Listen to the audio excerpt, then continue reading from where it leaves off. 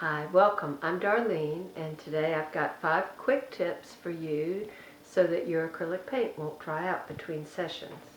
So we're going to get started, and I'm not getting a snack, but I am getting my palette out of the fridge, which is my first tip.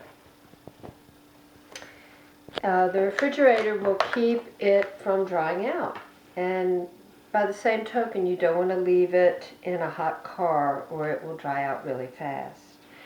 So my second tip is a wonderful self-sealing lid like this. Now I love this one because it lets me have a small palette, and I like a small palette because it's not too heavy. But if you have a bigger palette, I'm sure you can find a tight sealing lid for it that will keep it from evaporating. My third tip is this gooey looking little sponge. I keep a damp sponge in my kit. I put it in before I seal it up, and it helps hydrate the whole atmosphere.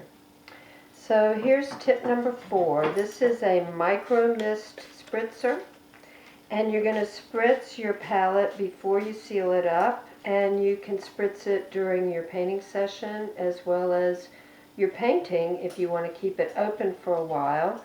You just really need to make sure you don't put enough on that it drips. Now this palette had been sealed up for about 4 weeks, and you can see it still is fresh. I still have moist paint, but where it's thin, even though I just spritzed it, it's where I had been mixing colors, it dried out. And that's my 5th tip to you, is that you want to do something that's sort of counterintuitive when it comes to saving paint, and that means squeeze a lot out. I see so many artists put a tiny little bit on their palette, and sometimes it dries out before their session's even over. So put a thick amount on even before you close. Refresh your puddles, and you can keep your paint fresh for literally weeks. This has been 4 weeks, and look, it's still fresh. So I hope that's helpful to you and that you'll save some money on paint. Thank you, and I'll see you next time.